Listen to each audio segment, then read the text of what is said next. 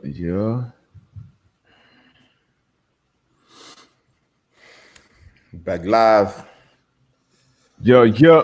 Man to Man podcast. My man Antoine Bethea. Got my co-host D Butt. In the building. What's going on? In the building, man. Slow motion today. Got the kids in school. Mm-hmm. They drag it through it, boy. You know that first week when you come off break. Man, little mama was hurting yesterday. Oh no. Oh, the Shoot, internet's not. Nah, the shoot. internet working. Right. But Yo, that's good though, man. What about you? yeah, slow motion, man. Hump day. Got a good workout in this morning, man. So excited to get on here, man, and talk some football. Obviously, there's some things going on. So Mm-hmm. let's get into it, man. Let's get into it. We got super wild card weekend, man. At the obviously this weekend, but it's crazy that we really got through this whole football season, man. I was on Joy Taylor's podcast yesterday. Yeah, Maybe I'm crazy pod, and that kind of came up like. So I know going into it, I was thinking, man, ain't no way the NFL. We had plenty of conversations about it, not having a bubble, not having some sort of regional something. yeah, We got through this whole season, man. yeah, man. It's hats off to the league, hats off to the organization, the players. Obviously, you had some bumps in the roads for some teams, Mm-hmm. but like you said, man, I don't think anybody would have thought that for one, start on time and to finish the entire season, and then obviously going into the playoffs, man. But um, I mean, like you said, man, the hats off to him. Hats off to him getting it done. Players, Um, coaches, Everybody, training staff, definitely training staff, staff. Everybody, man, trying training to staff, equipment. The shout out to all the equipment guys out there, man. I know it was, hectic, whew, it was hectic crazy. for everybody, but for them, because they are already, pretty ain't on top of the laundry and things being in certain ways and the keeping the Sanitizer, facilities up, the showers, hot tubs, and all yeah, that shit. I know all that that. was on times 20 this year, man. So shout out to all them, man, all the behind the scenes Yeah, heroes. without them, man, it don't work. That's a fact. It doesn't work without them. So these are the people that we don't talk about enough. Obviously, we Hmm. talk about the coaches, the players, the front office, but um, the guys and the women that D Bud just mentioned, those are the people that kind of make it work and That's a make it go fact. every day, every Team day. chefs. Team chefs, yeah, man, everybody, man. So I'm definitely salute to them. Salute to them. Big salute. I know the teams probably showed crazy Christmas love this year. Man, what? Because usually that be it, man. That time of year come around, that's when you really show your appreciation for the staff. The people that help you go through your day to day. The fat envelopes get passed around, baby. Ooh, yes, sir. Them bleds. Sometimes it's payroll deduct that you just pass the joint around and sign off. Yeah, I'm gonna take this much out the check this week. Yeah. But that's what's up though, man. But shoot, speaking of front office coaches, all that stuff. We had a team. We had one of the team fill their GM vacancies yesterday. The Mm-hmm. Houston Texans. They finally hired Nick Caserio. They tried to hire him back in 2019. It got Patriots blocked. block that. Yeah. Patriots blocked that. But they finally got their guy, man. I was with Nick in New England my first 2 years in the league. And obviously, been around that Patriots organization. Everybody always wants, somebody coming from there. Sharp guy, been around the business for a long time, won a lot of championships, been a part of a lot of championships. So Yeah. how you think that's gonna bode for the Texans going forward? So I don't know, but obviously the Texans had their eyes set on him. So I think for the organization wise, I think it's a great move for them getting their guy. I don't know much about him, but Hmm. obviously coming from an organization like the Patriots, I feel as though he has the blueprint of in his mind of how you can get your team to become successful. You look Hmm. back at Tom Telesco. He was with the Indianapolis Colts for a long time while we was there. Ended up getting that job with the LA Chargers, and he's doing his thing. So, we'll see. But I'd say from the Houston Texans got their guy. So yeah, they got their guy. And it's been so much over the years. I feel like it's been so much New England influence on that Houston Texans organizations. From Billy O to Crennel, who else? Like Vrabel, even when Big V went over there and played, so they continue the tradition, I guess. But yeah, he was with New England for 20 years. Damn. So I know he worked his way up, had to. Yeah, I said, he was in personnel when I was there back in 2009. I'm sure. Let me see when he got there in 2002. Sheesh. 2002, he served as an offensive coaching assistant then he got in the scouting department in 2003. 2007, he went back to coaching, so he got some coaching experience, coaching wide receivers, while still a part of the personnel department, assistant coaching staff during the 2009 preseason, which was my rookie year. What are you doing?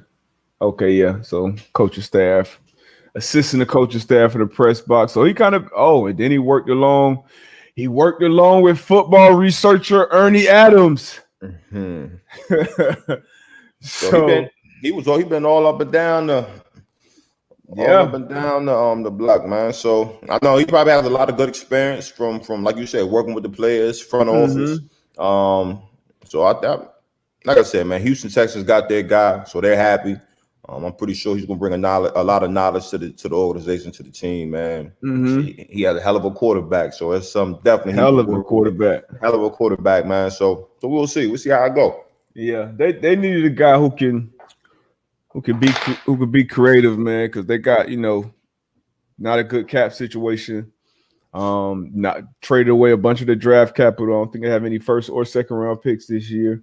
So they definitely need a guy who can be creative, man, and figure some things out. But we're gonna see, man. Shout out to Nick getting his first shot to call the shots down there in Houston. Yeah, shit, man. Let's talk about another opener. Shit, Dolphins OC, man. Chan Gailey, man, resigns after 1 year. Yeah, and the report came out, I believe, yesterday. He was fired, but then they recanted it. Now he came out today and resigned. I guess they let the old head step down. Chan have been around the game for a minute. Yeah. So my question to you is, I think this is the Dolphins' third OC, going on their third OC in 3 years. You got a rookie quarterback, right? That you kind of on the fence about. On the fence about. So you got Tua. You're gonna have a new OC coming in. How you feel about this situation right now? You know what? I feel like you needed it, man. I feel like you need it because, whenever we've spoke about Tua for the last few days, it's always been a combination thing. Obviously, it starts for me with his play. It hasn't been good in my opinion. Play calling hasn't been good either. And then the personnel, the personnel around him isn't great offensively. Got a bunch of draft capital. I think you need so many, new offensive minds. The game evolves, man. The game is just, some older coaches can evolve and keep up or stay ahead of the trend, like an Andy Reid or somebody like that. Pep is a guy who, back in 14, he kind of got he got the, I think he got thrown on the bus a little bit, but he had one of the top offenses in the league with a young Andrew Luck at the time. I think it'll work out well for Tua to have a younger offensive mind come in if they do go in that direction, which I expect them to do. And hopefully we can see just that improvement, man, because I didn't see the growth. I didn't see consistency. I didn't see confidence in them. So I would definitely want to see that out of them. But it's going to be interesting at the top of the draft. You got to at least have a conversation about a quarterback. Because I think unless the organization is like, nah, Tua is our guy. I think they came out and said, and the GM said, but you never know. You never know. Obviously, you can say that now just so that we can quiet the chatter right now before draft and all of that. So obviously, you know, and then you hire your OC, you sit down and talk with your OC, and your OC like, look, and depending on who's available at that pick, it could be like, look, I like so-and-so better than I do Tua, or whatever the case may be. But like you said, we definitely gonna see what's up, man. We're gonna see what's up, man. Yeah, I hate to see you over there sit down, man, not saying that you on the fence with Tua, man. I mean, I still it's so early, man. It's so early, man. I saw Louis Riddick come out. I saw Louis Riddick come out and kind of just speak, kind of what you always say, like, damn, like kind of pump your brakes, you know, give him time. You know, It's year one. He got in there kind of half the year, no off season, all these things. But man, I don't know. Maybe I'm just a part of that. I'm a part of the microwave culture now, man. I want quick. I want to at least see some instant quick success. I want to see it early, especially when you're on a team like the Dolphins, where you know, obviously the Bills won that division for the first time in forever because New England's been dominated for so long. So nobody expected the Dolphins to be 10-6. And that was why I went with, you know, Flores as my coach of the year this year. Nobody expected that success. They had the success. I feel like they're a little ahead of schedule, and they have so many draft picks, so much draft capital right now. And it's like, when will you be in this position again? You know what I mean? So if you do want to get a mulligan on Tua, then you know how I feel. I'm a little hesitant with them lefties. So if you do want to get a mulligan, this is gonna be your best opportunity, your best shot in a while. And being a damn, I don't have my Dolphins hat on. Bro. Yeah, because you ain't, bro. Being a lifetime Dolphin, we know how long it's been since we've had that star at quarterback. We've been waiting on it since Marino, really. So that's kind of why I'm on the fence, man. Nah, I feel you. Like I always said, I just thought they jumped the gun, man. I just thought they jumped the gun, especially with him coming off that injury. You had a veteran quarterback in Fitzmagic. Not saying that Fitz was going to take you to the promised land, but I thought he could, you know. And again, when they made that change, you know what I mean, to Tua, the Dolphins were playing really well.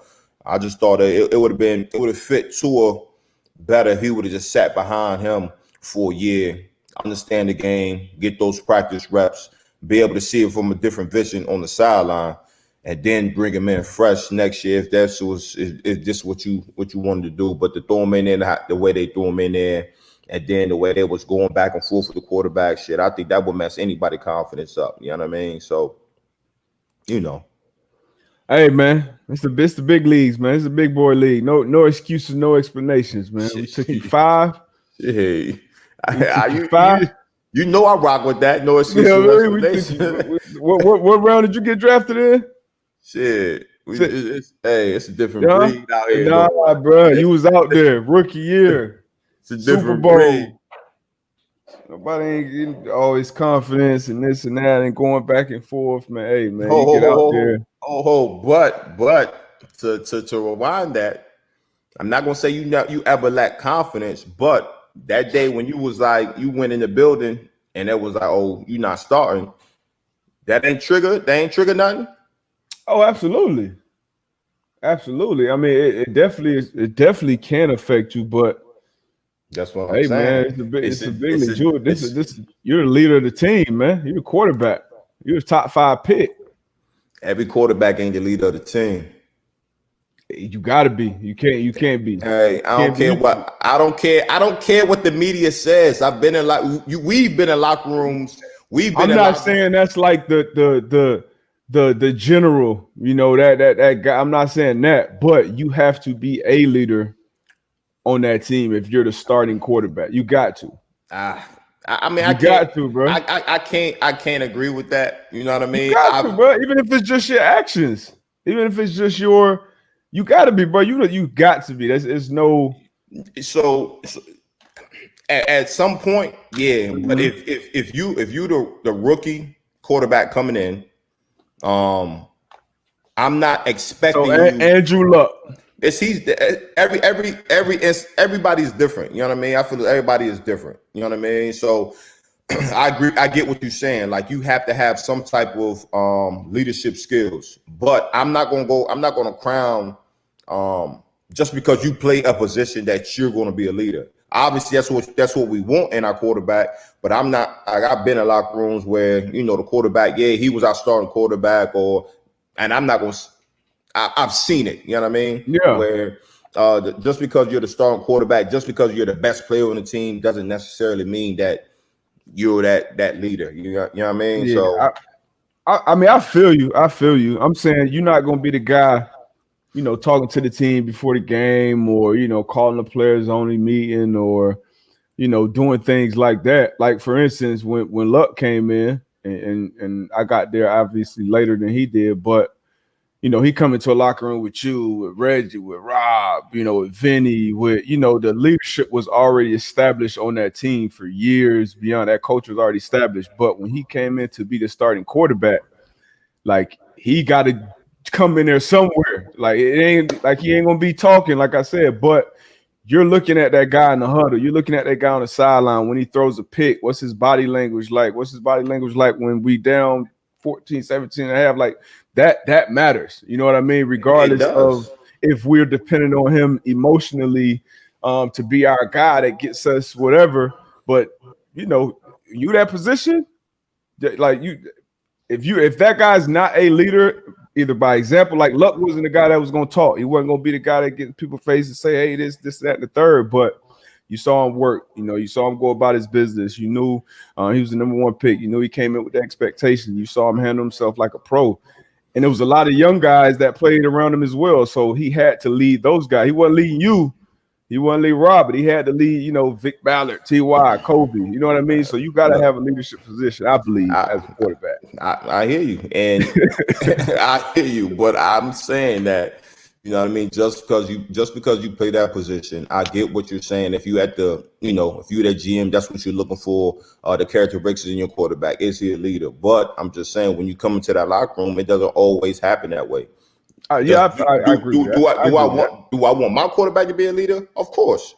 But I'm just saying, like, just to be honest and keeping it a buck, it doesn't always happen that way. You know what I mean? Yeah, I agree with that. I agree with that 1,000%. Yeah. And I don't think fans expect, if you've never been in a locker room before, you don't expect a 21, 22-year-old guy to come in there and lead a group of men and be like the unquestioned leader. But, I just think it's certain characteristics, certain traits that you got to have. No, for sure. To be it. And everybody do it a different way. I was with Cam his rookie year in Carolina as well. And he was in the locker room with Steve Smith and Ryan Khalil and guys who are Thomas Davis, guys who have been in the league forever. But he had to be, he was thrusted in that role. He was the guy. So, but yeah, talking about let's go to another squad, another leader, Arthur Blank, the owner of the Atlanta Falcons. He fed up. He fed up with that shit out there. He fed up. He came out today. It said no players are off limits. Man, he fed up, man. Including Matt Ryan, including Julio Jones, which I feel like, I mean, I know it's not a four. I think, matter of fact, I think you said Julio you would see as kind of untouchable or wouldn't be moving. And I said he was a possible piece that I see moving. So how you feel about it now that the big man that came out and said it? I mean, I think, like you said, he had enough, man. He's fed up. You know what I mean? I think that Super Bowl loss is still, hovering over that team. And I just think at this point, Arthur Blank is just like, if it's kind of what you said with Saquon, like, where these guys have this value as far as Julio, if I can get a lot for him, hey, why not move him? But again, it could be one of them situations where he's talking so he can, making guys feel uncomfortable in this situation. But if I was him, man, I got to keep Julio and Calvin really together, though. That's a mean one too, man. But I don't know. I got to think about trying to build a championship team around a receiver being the best player on your team. Now, obviously, Julio has been, in my opinion, he's been one of those quiet superstars, and you really see that the wide receiver position has been a leader for that team on and off the field. But you know, he's still, I feel like in the prime of his career, got some prime years left. So you have a lot of suitors out there for him. Yeah. So if you're trying to build going forward, you're trying to, you know, get some more talent, get some more players on that team. I think you gotta fill those cards. You gotta see what you can get for him. And now, if you Julio, do you feel some kind of way now? I mean, he definitely is viewed as one of those guys who could be like a Fitzgerald type lifer in that organization. For sure. You know, we said that. Would I feel some type of way? If I understand the business, or you just understand business is business, and that's how I'm feeling. Like, you know, I think he might be at the point of his career where it's like business is business.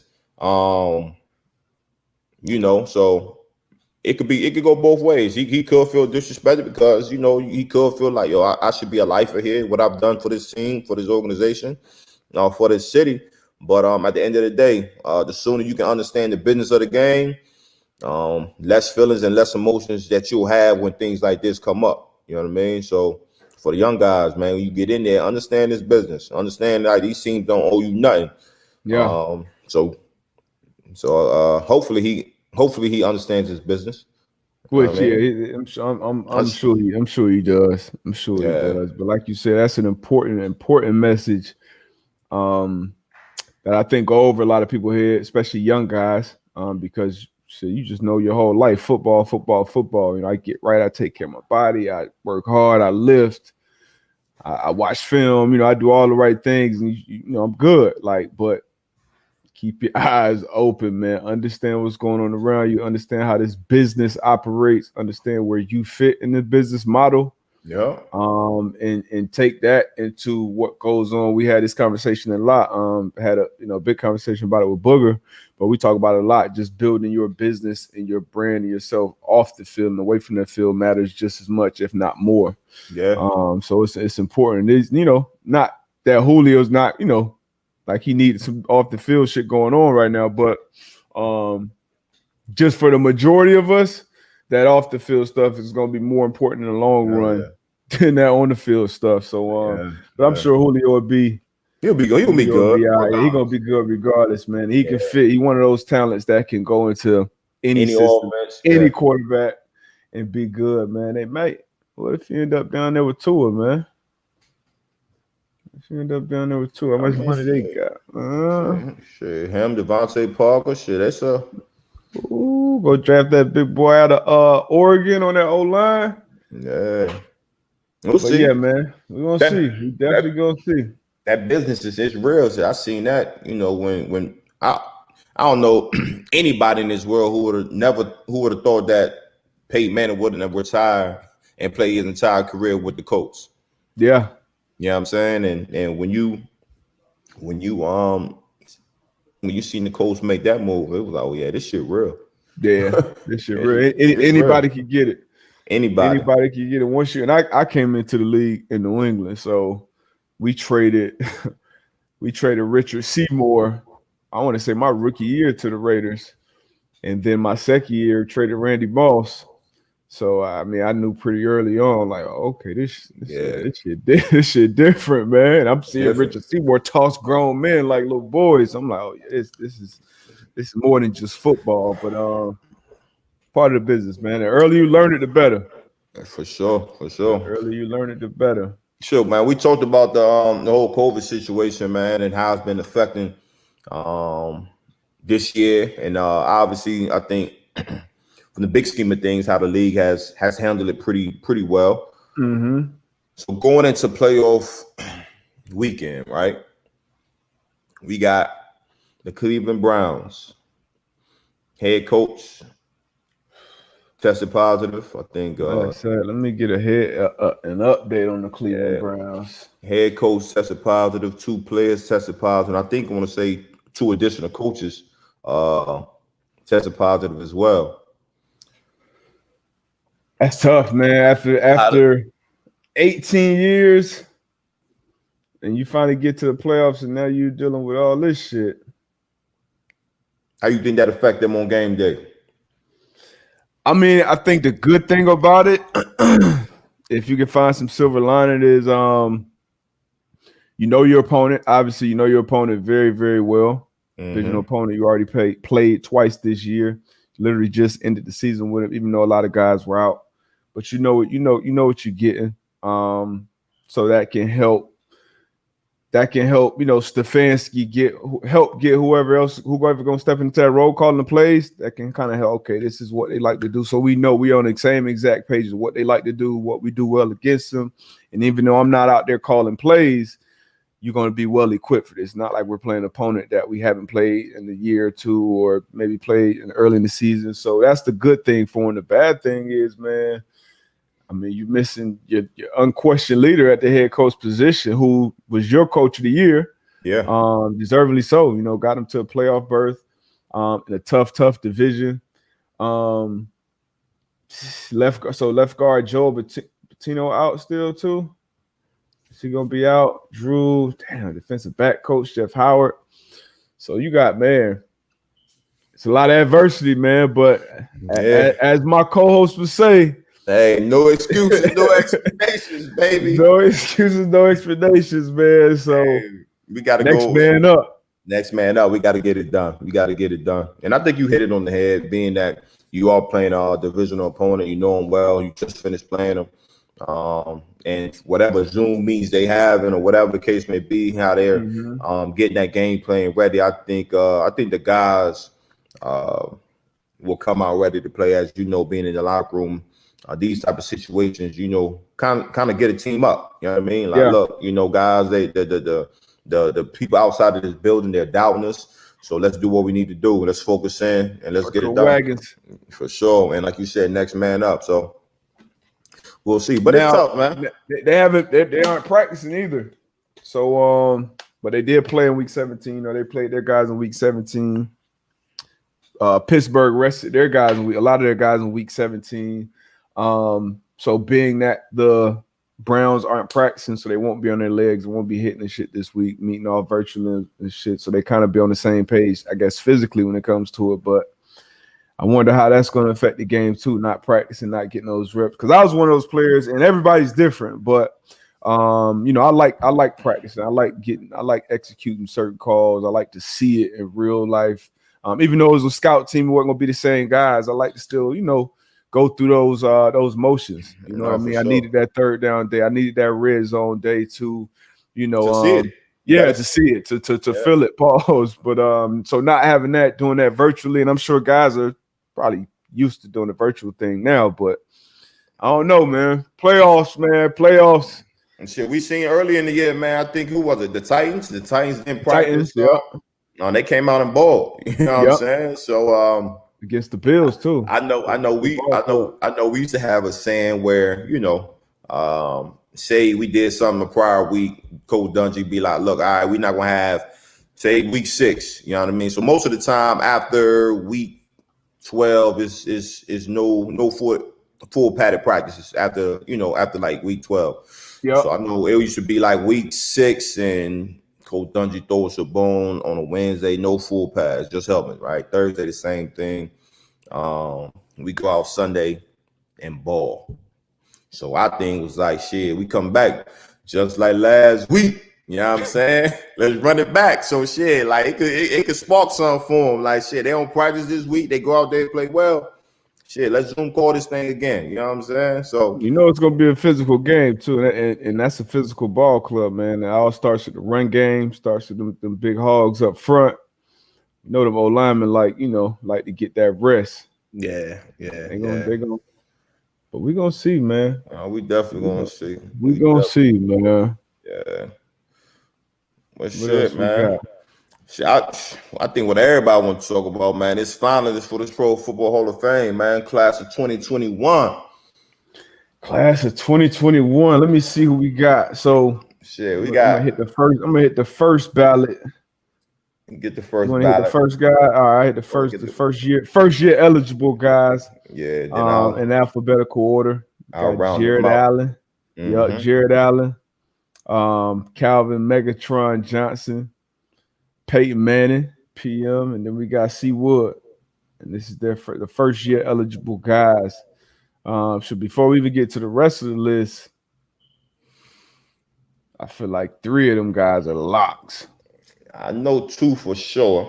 Yeah, I mean, you always got to ask that question with receivers because how they done in the past with Calvin. But in my opinion, Peyton Manning, C. Wood, and weren't Peyton Manning and C. Wood in the same Heisman? Same Heisman, yeah. That's crazy. Yeah, That's crazy. Going from that and then come full circle, going into the Hall of Fame together. That's dope. That's wild. And then Calvin Johnson and Jared Allen. Jared Allen definitely got the numbers to get in first ballot wise.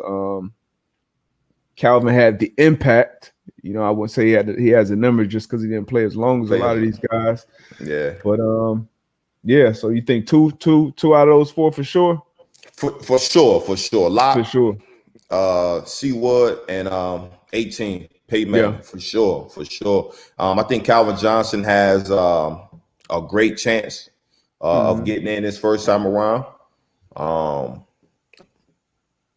You know, I don't sound like a hater or being biased. You know, man, speak your mind, man. This your show, man. Yeah, I know. I just want to get I want to see my man get in there. Wheeze. Yeah. Yeah, I mean, so I just don't know. And obviously, you know how many people they're going to induct. Not sure what that number is. So what is it? Would it be like 7, 8? Yeah, usually I'm not sure. Yeah, so you know, usually let's see, like 5, 6. And you still got Torrey Holt. So that was, you know, that was got Torrey Holt on here still. That wide receiving position is always tough. Always tough. For y'all listening, man, y'all drop who y'all think gonna get in there. Let's round the list out, man. We got Rondé Barber. We got Tony Boselli, Leroy Butler, Alan Faneca. We mentioned Torrey Holt, John Lynch, Big Game, Clay Matthews Jr., Sam Mills, Richard Seymour, Zach Thomas, and Reggie Wayne. And then obviously got Tom Flores, Bill Nunn, Drew Pearson. Our finalists as coaches, contributors, and senior categories. So Drew Pearson in the senior category? I feel like Pearson should have been in by now, man. Yeah. That's long overdue. But I think Tony Boselli, I want to say he's in like his 15th year eligibility as well. I think I'm not mistaken. This is tough. I know but it's always tough. I see a lot of chatter about John Lynch as well. And Zach Thomas. Zach Thomas was a dog. A dog. As a lifetime Dolphin, Zach Thomas should be in there. 1,000%. We got Sam Mills. I played a year in Carolina. You know, he's the guy behind the keep pounding, and he had a great career as well. Yeah. Passed too early. Richard Seymour, former teammate, Super Bowl champ, dominant. I don't think he gets in the first time around, but he'll definitely get in soon. For sure. I'm about to put you on the spot, D-Buck. Oh shit. You gotta give me 7. 7? 7. You gotta give me 7. 7. No bias. You gotta give me 7. Now I got a former teammate on here. I got a childhood fan of Zach Thomas. All right, so we already talked about being 18. 18's in. He's a lot. Yep. Charles Woodson's a lot. Yep. So you got 5. So that's 2. I think Torrey Holt should already be in. I'm gonna go Torrey. Okay. Torrey got to be in.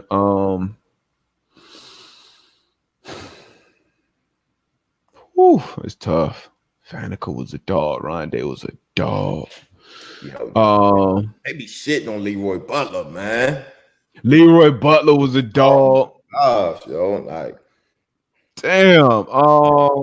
It's tough. I'm going Reggie. Gotta go Reggie. Reggie got dude. I can't put 3 receivers in. So damn, is Calvin gonna miss the first cut? All right, so I gotta go Reggie. So where I'm at right now, Peyton, C. Wood, Zach Thomas. Did I say Zach Thomas yet? Yeah, you said Torrey Holt. All right, Peyton, C. Wood, Torrey Holt, Zach Thomas, Reggie Wayne. You got 2 more. Damn. Nah, damn ain't in there. Calvin Johnson, Rondé Barber. I think I'm gonna give Calvin the first ballot, and that's a very, very illustrious for receivers. They made T.O. wait. They made Chris Carter wait. They made 88 wait. Marv, that's why I'm like, it's hard for you to put Megatron in their first ballot. See, I don't want to hold that against them though, because I feel like they messed up by making all those guys wait. Honestly, so they gonna change. Ozzie Bruce waited way too long. They gonna change it this year. You got to start getting right, man. I thought they was gonna mess it up with Randy too, but they got that right. Yeah. Who you got, man? You gotta give me 7 now. Like that. Mm-hmm. Peyton Manning, C. Wood, Reggie Wayne. I'm gonna go Zach Thomas. I'm gonna go Torrey Holt. Big game Holt. I'm gonna go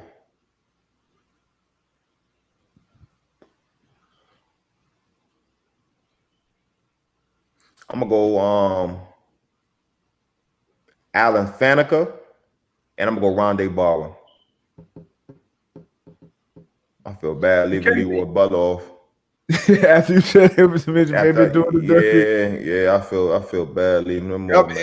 So it's one of the things somebody deserving is gonna be left off, unfortunately. Yeah. And then every year.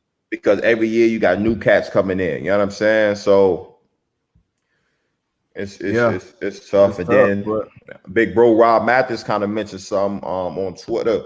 And he was just talking about the rushers just about to get in there, about to start coming in. As far as I think he's coming up pretty soon. Freeney's coming up pretty soon. I think I'm not T. Subs got a while, but DeMarcus Ware coming up. DeMarcus Ware. So like even with them guys coming in, you know, it's still gonna be John. And I got Willie Anderson should have been a finalist this year too, man. Yeah, shout out to the OG, man. We gonna shout get out to the OG. Soon. Facts, but he definitely. Let me see what who, because I saw that list too that Rob was talking about. Let's see exactly who. Let's see. Yeah, he said damn, that Hall of Fame be tough, man. Be tough. Hey, Thomas, I can't find it, but he's talking about it's gonna be slammed with all this Hall of Fame traffic. D. Ware, Peppers, Freeney, Jared Allen, John Abraham. Yeah.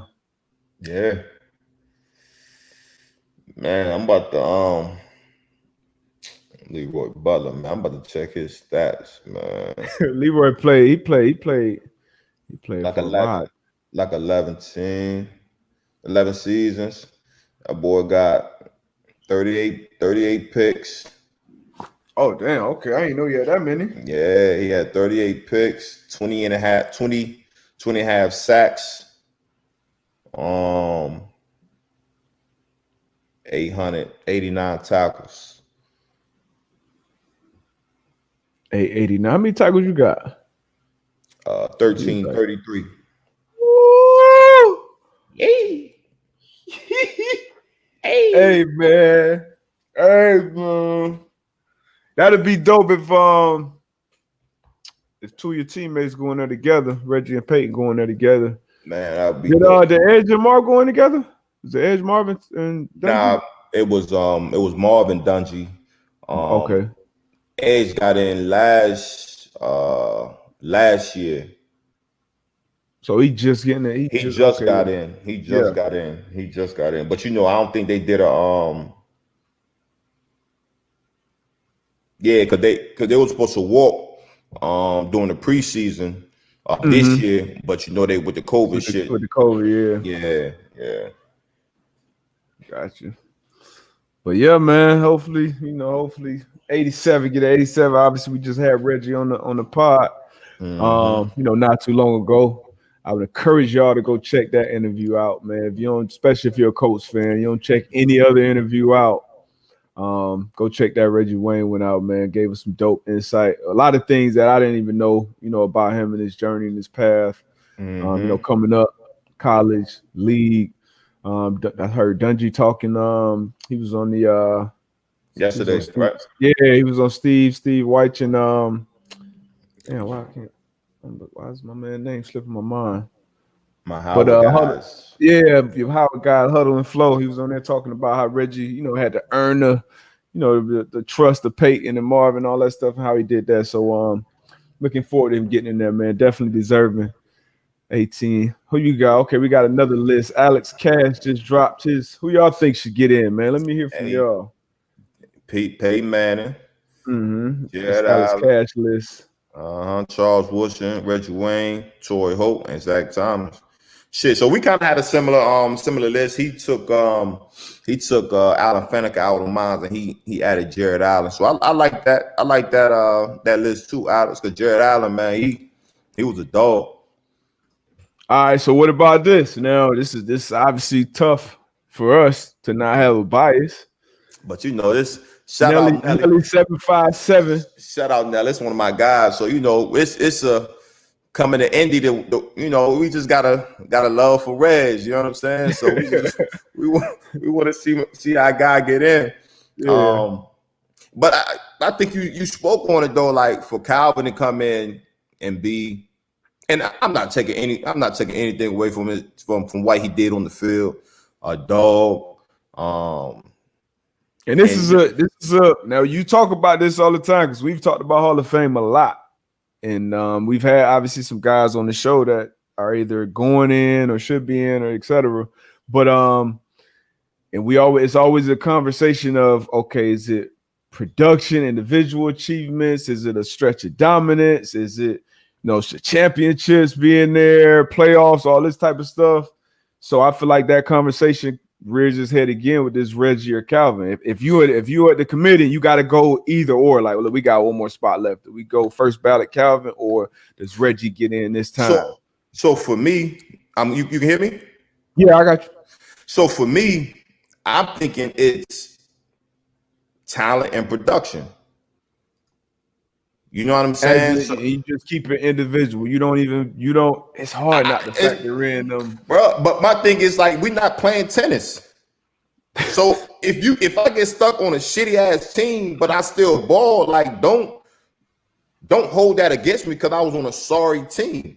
And especially if I'm playing a receiver or if I'm playing linebacker or something like that, like, you can't hold that against me. You feel what I'm saying? Now, if I'm playing maybe, say we in the NBA where it's, one or two guys can really, and you just never even make a playoff or push or whatever. Now I can kind of see where that's held against you. But if I'm playing a game where I'm only on the field half of the time, you know what I'm saying? It's 10 other guys that got to do their job, but my numbers speaks for itself. Like, I think it's what you produce on the field, your talent, obviously, rings or if you had a Super Bowl ring, obviously that's cool. But so is that the Super Bowl, does that factor in regardless of position for you?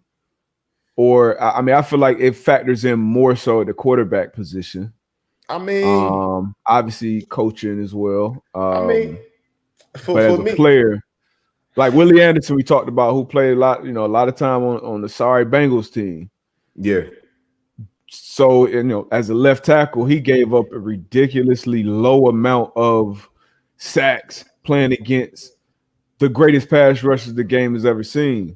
Mm-hmm. But, he didn't have the postseason accolades and all that type of stuff. So I feel like that should have been it. But if he was on a Patriots, if he left tackle with a Patriot, he would have won multiple championships and all these type of things. He would probably been a first ballot guy. Yeah, that's man. It's tough, but that's where the people who's voting, they got to do their homework. So if you're on that committee and they tell you got only one wide receiver got to go in between Reggie, who has he's one of the most accomplished postseason guys for sure, and then but just overall career, consistency, production, and then you have a Calvin who at his height was more dominant, like I would say was more of an impact player. Like, okay, this is like, hey, we got to have 3 guys on this guy. Right. But one of these guys got to go in this year. I'm going Reggie. You going Reggie? Megatron, you he can get in there. You going Reggie? Yeah, I'm going Reggie. I gotta think. I don't know. All right. You going Reggie? I'm going Reggie. You know what I mean? Simple. Simple. So, like you said, like, T.O. waited, like Chris Carter waited. We both know. And we both know what the T.O. shit. Yeah, we know what the T.O. shit was about, man. That ain't nowhere in hell T.O. should have waited an hour after he was eligible to go in. That was and that's why I think like they give the media or whoever votes like too much power. Yeah. Like that's a guy like, I don't, damn how he treated the media and how he was perceived outside of the game. Anybody that ever stepped on the field and competed against them, now, anybody who watched the game, like, come on, man, this dude out there with broken. Come on, man, that was disrespectful. That was somebody should get fined for that. But yeah, I think Megatron got to be first ballot though. First ballot? I think he got to be first ballot. He got to be. Once again, he's one of those guys that if you watch the game, if you knew he was in a badly ran organization, I wouldn't say he was a talent like Barry Sanders. He was he didn't make any, the playoff. He didn't make any of those runs either. But he was 10 years All Pro, 10 years Pro Bowl, out of there. Like you knew, talent, okay, that's it. Talent and production. Yeah, you knew that's first ballot. I don't care what type of team success he had. I wouldn't put Megatron in that same category, but he ain't far off. Yeah, he ain't far off. He was different. So I think he got to go. I think he got to go in first, man. Yeah, but yeah, man. We're gonna be interesting, man. Gonna be definitely interesting, man. What else we got, man? What other? Shahines Ward be first ballot? Nah, not in my opinion. Longevity should definitely factor in. Yeah, agreed. Tough game. Yeah, it is. RS Sparks 17. Because some people don't believe longevity should factor in. But I want RS Sparks to expand on that though. Like as far as longevity should factor in, like should it factor in as going against a player? Because a lot of people be like, oh, he played that long, so he should have stats like that. So like a Frank Gore. Like a Frank Gore. I got people really arguing me saying that Frank Gore shouldn't get into the, which is wild because the argument that people have is like Frank Gore was never like that top 2-3 guy for a stretch of time. So if him not being that guy, do you say, okay, he had a 16-year, played more games at the running back position than anyone ever in the history of the game and has been productive? It's not like he was just playing and just on the roster. Like he's been productive damn near every one of those years. Like if you have that, like that his body of work is a no-brainer Hall of Fame body of work, in my opinion. I don't even argue people that try to argue that. That's when a lot of times I just gotta if it's a friendship, I probably gotta end my friendship with you. If it's a acquaintance, I probably would never speak to you again. I'm walking out the room, man. I'm like, oh, get out of here. Like you lose credibility. See, I don't agree with this right here. What's that? This right here. We got Zachary. We got a comment from Zachary. I don't want to mess your last name up, but maybe Jedson. Gore is a Hall of Famer, but TD30 had a better career. And a better career, he's probably talking about the Super Bowl rings.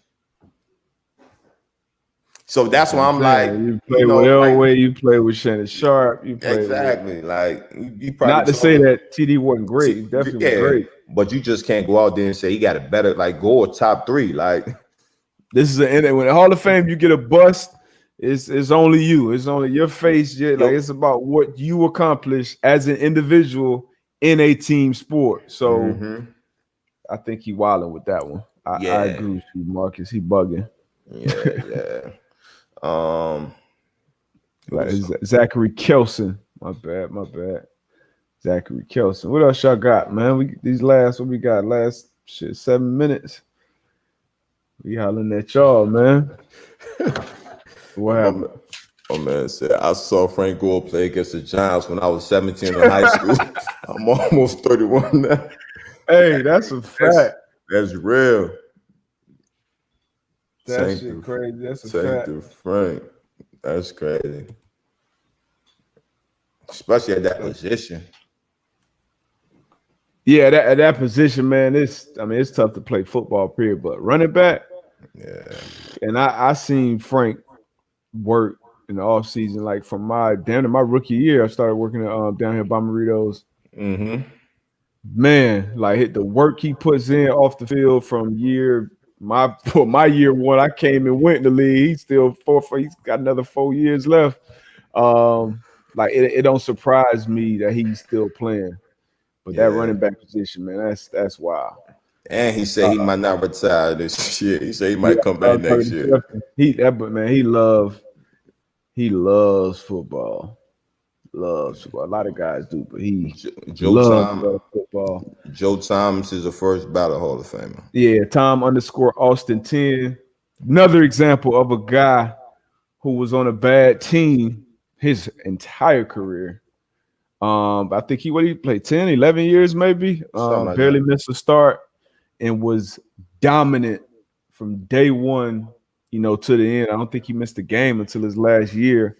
Easy no-brainer first ballot Hall of Famer. One of the best to do it. Rodney Henry is Fred Taylor Hall of Famer. Fred Taylor should definitely be a Hall of Famer. Shout out to my guy, Rod. Shout out to Freddie T, man. Oh, Rod Henry. Okay, yeah. And Freddie T. Shit, definitely Hall of Famer. Hall of Famer. Another man-to-man alum. But yeah, I agree with that for sure. No doubt about that. No doubt about that, man. What else we got in here, man? Man, let's talk about, man, we got a special guest coming up, man. Oh, yeah, special guest coming up. We're going to record him soon. We're going to drop it probably Friday. Yeah. Young boy, man, having a hell of a early career. Helping his team make the playoffs this year. Ohio State alum. Yes, sir. Young Terry McLaurin got voted captain. He's a captain on his team, a young captain on the Washington football team. Getting his first playoff experience. Yeah. Gonna be on a big stage, so it's gonna be good to have that conversation. See what it's like preparing for a big game against the Bucks this upcoming weekend. So yeah, it should be a good interview, man. All right, I met him. Bright, sharp kid, man. Sharp young man. No, for sure. Excited to holler at Scary Terry. Scary Terry. So I got another one for you, D-Buck. Is Eli Hall of Famer? Easy. No brainer. In my opinion. I know this is another one of those guys that people go back and forth about. But for me, now, like I said, the championships come in much more of a factor when you're talking quarterbacks. And I don't think Eli was the top 2-3 quarterback for a stretch of time in the NFL. Yeah. But on the biggest stage, the biggest moments, he beat the ultimate, the Patriots dominated for 2 decades, and he beat them twice at the pinnacle. One to knock them off in an undefeated season, and then the second time to do it again. Undoubtedly. And obviously they had great defenses and other things that went into them winning those games. But in the big moments, he made big plays. That throw to Plaxico, that drive breaking the sack, and that throw to David Tyree. And then the second one, that throw to Mario Manningham. I don't know if you remember, up that left sideline against 2 man. Yeah, he dropped that in. Wow. So yeah, Eli to me, no brainer Hall of Fame. What about you? What you think? Yeah, I think so. I think so. Yeah. It's another one though. Phillip Rivers. Man, it's tough. It's tough. Hall of Famer though. Tough. Hall of Fame. He wouldn't be a first ballot guy in my opinion, but he'll get in. yeah, his numbers, his production, his longevity. He deserves that Hall of Fame nod for sure. Yeah. For sure. Definitely, yeah. He's a Hall of Famer. Hey, so my guy, he's a Washington football team fan. What does the Washington football team need to do to get a win against Tampa? I was gonna say pray, but my man Ace Boogie said kidnap Tom Brady. Nah, man, y'all tripping. Yeah, but nah, tripping, man. Hey, them dogs we just talked about Brady losing twice. Yeah, in them offs. And the one thing you gotta do to affect Brady is to have a good rush up the middle, push that pocket, get him off his spot and make him move. So, and like we were just saying, I think Washington football team, they can do that. The young boy already told him he's coming. Paul. So we're gonna see. Chase Young, man. He better get there. He better get there. So I think the D-line play, man, is gonna be key for the Washington football team. And shit, it's the show now, so everybody got a chance. Yeah, and Tommy Boy got to go on the road too. It's a little different than what he used to. Somebody asking about Mike Evans. As far as his trajectory though, is definitely Hall of Fame. 7,000 yard, 1,000 yard seasons. Definitely, man. Definitely. I don't think he doesn't get talked about as much. But then I think it goes down to like what you be talking about as far as like, has he ever been like that top 2 receiver in the league? Maybe not, but his consistency and the way he impacts the game speaks for itself. So yeah, he if he stays on this trajectory for sure. Yeah. But I feel like a lot of these receivers are gonna start putting up crazy numbers though. So it's gonna have to be something else that separates them. Separation, yeah. There's gonna be a lot of cats putting up receivers and how the game is refed and play with the protection of the quarterbacks, protection of the receivers. Like cats gonna start putting up 1,500 yards year in, year out. Yeah. Damn receivers. Anybody know we got any updates on Mike Evans' injury, his availability this week? I heard BA say Mike Evans at 80% is better than a lot of receivers at 100%. So I agree with that. Sound like he might be a go. I agree with that. Now, for the fans and the people who haven't been out there, a guy like Mike Evans, like you said, even if he is 80%, for us as DBs, he's still a guy we got a game plan for in certain situations, especially like when we get in that red zone. Red zone, yep. He could be out there damn near limping. Like we gotta know, okay, and if we are gonna leave a guy one-on-one, if it's a good enough guy, we cool. But we get into that we go on Friday, we get that red zone, the red zone breakdown. 13 is definitely circled. And then even adding to that, even having him on the field, then you got Godwin, you got Antonio Brown, you got Gronk. So even having him on the field, like you said, even if he is 80%, you have to pay attention to him. So now, what you going to do with the other guys out there? Who you going to double? Who you going to leave? Dogs too. Yeah, dogs. So he has that effect that only certain players have. Yep. Kind of another guy we talked about, TD earlier. Remember, TD had to go in the Super Bowl. That clip you always hear Shanahan tell him, "Go in, bro, go in." He was like, "I can't see. I got a migraine." Hey, just go in. So they think we're gonna run. You open up the play action. So the same thing. You want to run the ball? Shit. Hey, Mike Evans, put him out there, back there at X. You're gonna maybe take that safety's eyes, a little bit, that half a step, and give you a little more space in the run game. But we got a good question from Stephen Mason. Which coaching job do you think is more appealing, Jacksonville or the Chargers? That's the easy one for me. The Chargers. Chargers, you got a very, very talented roster out there. You walking into something there. Yeah. Jacksonville, you're gonna have to build that. You know what I'm saying? Where you got a lot of picks, you got a lot of money, or whatever the case may be. But like you said, the Chargers, you walking into some money. Yeah. To a great situation. Great situation. Very good quarterback. Very good talent around him. Now it's going to be about, if you can keep him around him. Then you got great talent on defense as well. Yeah. I know for me, if I'm a coach, I want three things. I want, obviously, a quarterback. I want a great pass rusher. And I want a bookend tackle. Those are three priorities on my roster. So they got 2 out of the 3. I don't know if they got a bookend type lockdown tackle out there yet, but I feel like you can find one of those.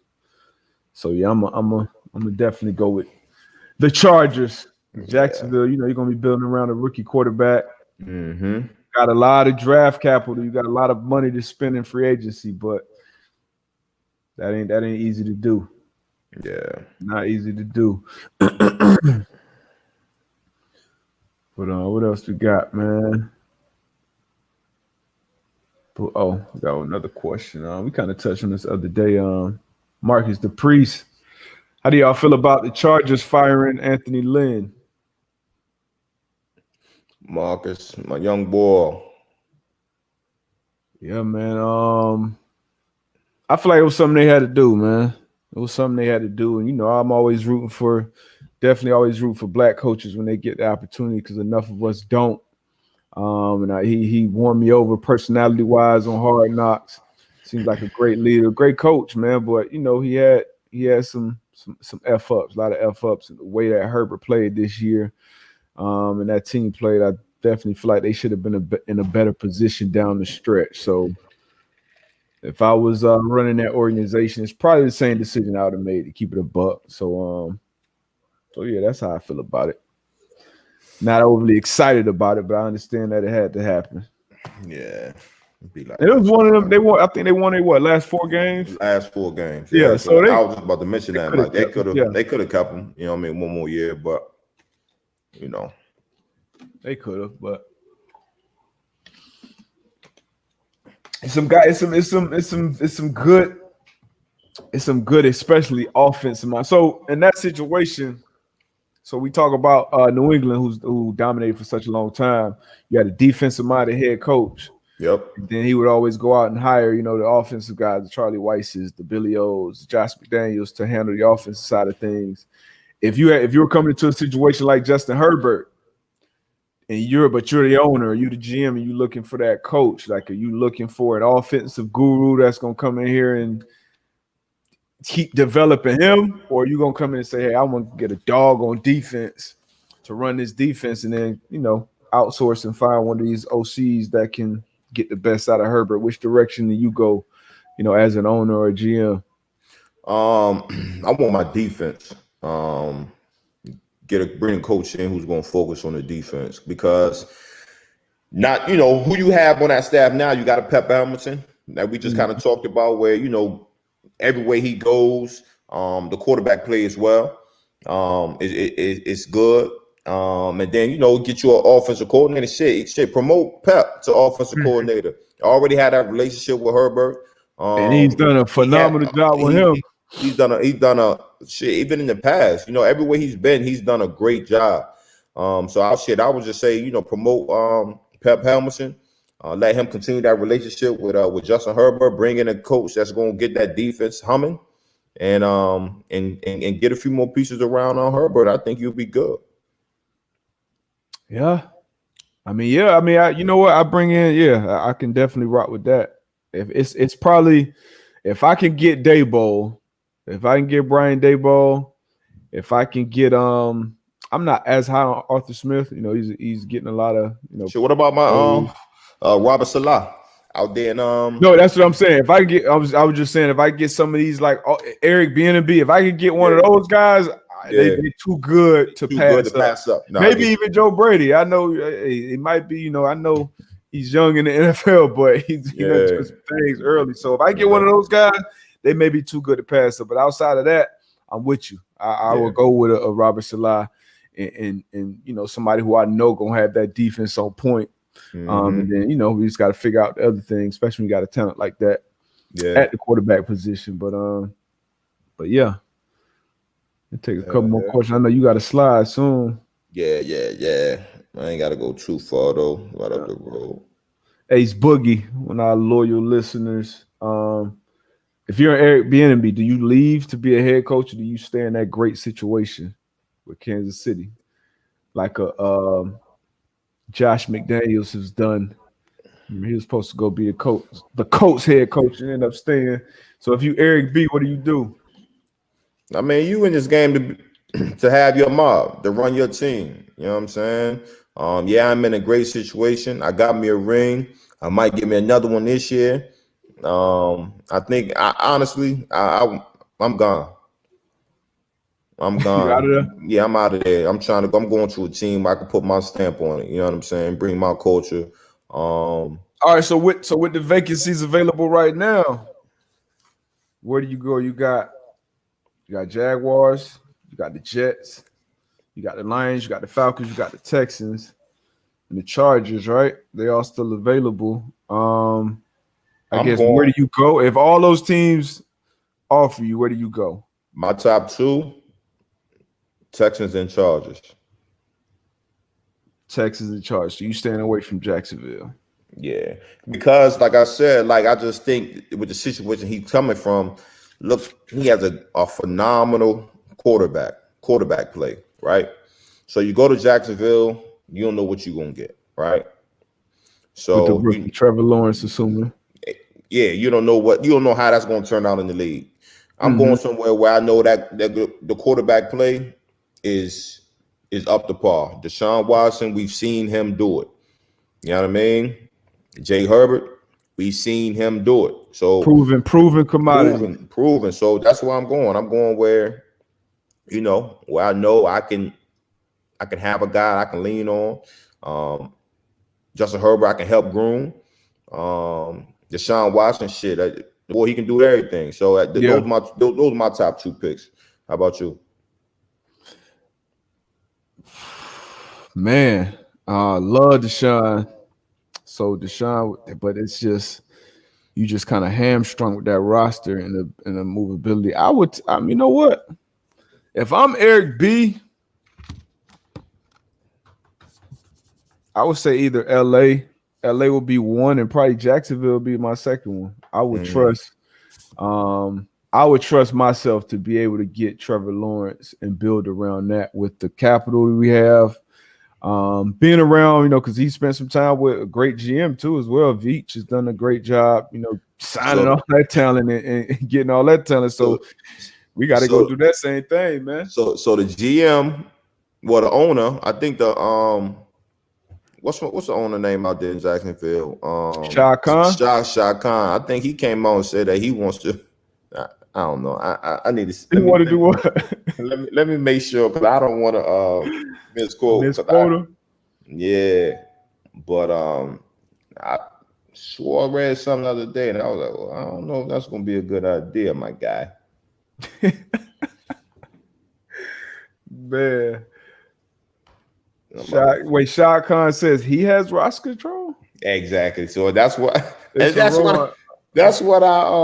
read, but I wanted to make sure I read that right. So and it's crazy. Man, I don't want to go into no situation like that. Yeah, so scratching them off my list. Right. That's why. So I'm going to LA, man. If I can't go to LA, I'm staying in Kansas City until another situation opens up. If I can't get that Chargers job, if I'm Eric B, and that's just me personally. I mean, Texas is great because you got Deshaun, which is, I believe, a top probably 3-4 quarterback in the league right now. So you got him, but it's too many other holes on the roster that I got to fill, and I don't have enough capital to do it. So, Jacksonville's situation look big, but come on, Con, man, you're not even a football guy. You're the business guy, and that's why I seen that. Yes, I seen that yesterday. I was like, man, he's tripping, yo. Yeah, I didn't know that. Yeah, that's he should have kept that to himself. Yeah. If he really trying to build a winner. So you got to think about as far as coaching vacancies, how coaches gonna feel about that. That's what I'm saying. Yeah, like, I mean, so I mean, when you're the owner, you call the shots. You feel like, and they supposed to be interested in Urban Meyer. So if you hire a college coach, and I don't think Urban Meyer has any. Does he have any experience in NFL? No, none that I know of, at least. Not my knowledge. Yeah, so it's been a hell of a long time. So yeah, I don't know. I don't know about that, man. I think you bring in a good GM and you let him handle that shot.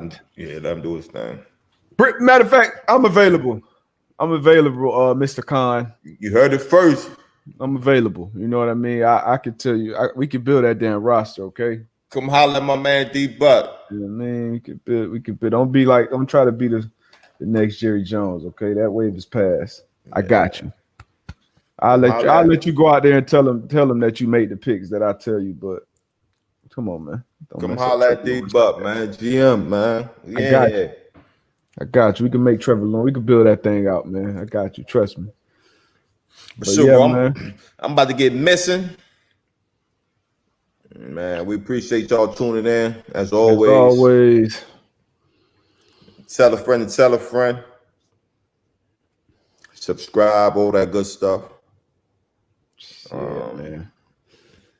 Exciting stuff, man. Looking forward to that Terry Mack interview. Terry McLaurin, Washington football team coming up. That will drop that in a few days, and then we touch back with y'all on Friday. Obviously, we're going to be talking about these super wild card matchups. Picks and things along those lines. But appreciate y'all, man. Appreciate y'all as always. As always. Van, I see Van jumped in here late. Appreciate y'all though, man. We out. Peace.